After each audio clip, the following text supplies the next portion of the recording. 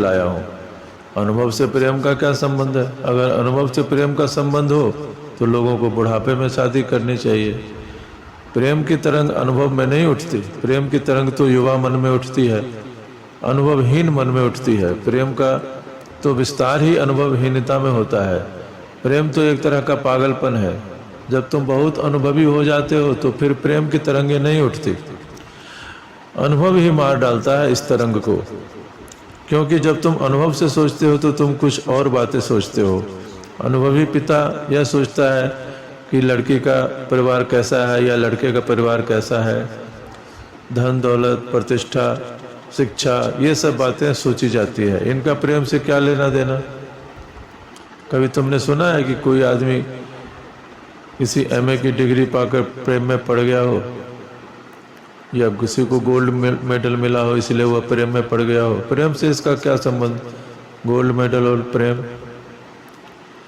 बिल्कुल ही अतार्किक बातें हैं। प्रेम जब उतरता है तो बड़ा अनजाना उतरता है, बिना किसी कारण के उतरता है। प्रेम का कारण भी नहीं बताया जा सकता, लेकिन तुम प्रेम भी थोपना चाहते हो, ज्ञान भी थोप देते हो, जीवन की सारी चर्चा थोप देते हो। और फिर तुम चाहते हो कि बच्चे प्रफुल्लित हों, फिर तुम चाहते हो कि बच्चे आनंदित हों, और यह चाहते हो कि बच्चे माँ बाप के प्रति सम्मान से भरे रहें। असंभव है। तुमने ऐसा कुछ भी नहीं किया जिसके कारण बच्चों का सम्मान तुम पाओ। ममता प्रेम नहीं है। ममता तुमने जरूर दिखाई है, लेकिन प्रेम तुमने नहीं दिखाया। इसलिए अगर तुम बच्चे की फिक्र कर रहे हो कि यह तुम्हारा है, तो तुम बच्चे की फिक्र कर ही नहीं रहे, तुम अपनी फिक्र कर रहे हो। बच्चा तुम्हारा है इसलिए फिक्र की, तो बच्चे की क्या फिक्र की? बच्चा परमात्मा का है, तुम्हारा क्या है? परमात्मा की भेंट है। परमात्मा ने तुम पर अनुग्रह किया तो तुम्हें प्रसाद मिला, तुम उसके लिए परमात्मा को धन्यवाद दो। और बच्चे की फिक्र कर रहे हो क्योंकि यह सेवा का मौका परमात्मा ने तुम्हें दिया है, तो तुम्हें इस बच्चे से प्रेम है, लगाव है। तुम चाहोगी कि यह बच्चा आनंदित हो, तो तुम इस बच्चे को आचरण नहीं दोगे। ऊपर से थोपा गया आचरण इसे उदास कर देगा। बच्चे को तुम साहस दोगे कि तो हिम्मत कर।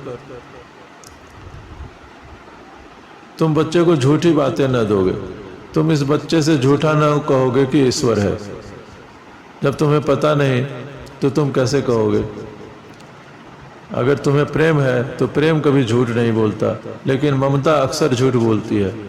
तुम्हें पता नहीं और तुम बच्चे को कहते हो ईश्वर है। अगर बच्चा प्रश्न उठाए तो तुम बच्चे को उसका मुंह बंद कर देते हो। तुम कहते हो ये बातें जरा कठिन है, तेरी अभी समझ में नहीं आएंगी, तुम बड़े हो गए तब तुम्हारी समझ में आएंगी।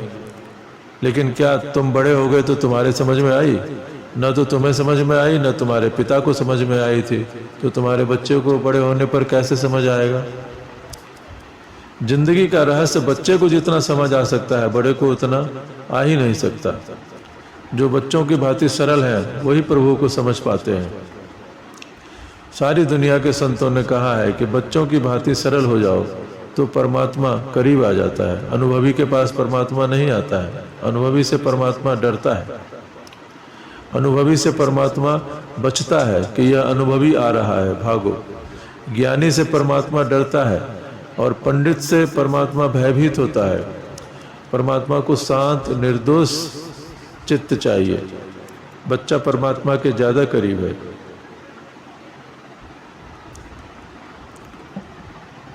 अगर बच्चे को स्वतंत्रता दी जाए, उसके चारों तरफ प्रेम बरसता हो, ममता के जाल फंदे ना हो, तो कोई भी अहंकार उसकी छाती पर नहीं आता। बच्चे एक दूसरी तरह की दुनिया बनाते हैं। बच्चे एक दूसरी तरह की दुनिया में बड़े होंगे और वही असली प्रेम होगा।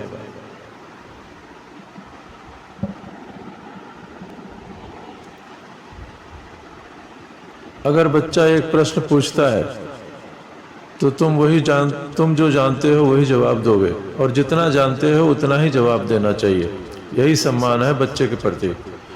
ऐसा धोखा कभी न दें कि बड़े होकर तुझे पता चल जाएगा। तुम बच्चे से यह कहोगे, अगर बच्चा पूछता है कि ईश्वर है, तो तुम यह कह सकते हो कि मैं भी खोज रहा हूँ, अभी तक मुझे परमात्मा का पता नहीं चला, तू भी खोज। तू शायद ज्यादा करीब है परमात्मा के, तू अभी अभी आया है परमात्मा के घर से, तू भी ध्यान कर, तू भी प्रार्थना कर, तू भी खोज। अगर तुझे पहले पता चल जाए तो मुझे बताना। तू अभी ज़्यादा निर्दोष है, तू ज़्यादा कपट से नहीं भरा, तर्क से नहीं भरा, अभी तेरी श्रद्धा अखंडित है, तो अभी तू सरल है, अभी तू संत है। मुझे तो संत होना पड़ेगा, तू तो अभी संत है, तू खोज। यह होगा बच्चे के प्रति सम्मान, यह होगा बच्चे के प्रति प्रेम। अगर पिता ऐसा कर सके, यदि माँ ऐसा कर सके, तो इनके बच्चे कभी भी इनका अपमान न करेंगे। आज दुनिया में यह पीड़ा बहुत है लोगों को कि उनके बच्चे उनका अपमान करते हैं।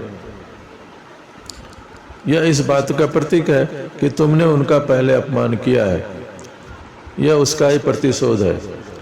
तुमने बच्चे का जरूर अपमान किया है, तभी वे तुम्हारा अपमान कर रहे हैं।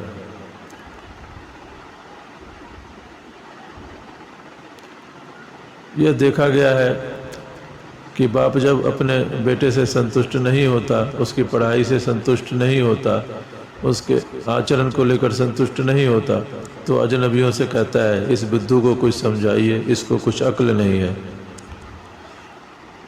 और बच्चे के सामने ही कह देता है।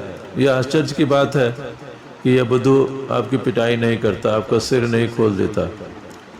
यह बुद्धू पूरा नहीं है। आप एक अपरिचित अजनबी के सामने उसे खड़ा करके बुद्धू कह रहे हैं, वह बर्दाश्त कर रहा है, वह बच्चा बहुत सज्जन है। और जो पिता उस बच्चे को बुद्धू कह रहा है, वही दुर्जन मालूम होता है। बच्चा अपमान का घोट पी रहा है, क्योंकि अभी कमजोर है, अभी आप पर निर्भर है रोजी रोटी के लिए, लेकिन कभी जरूर बदला लेगा।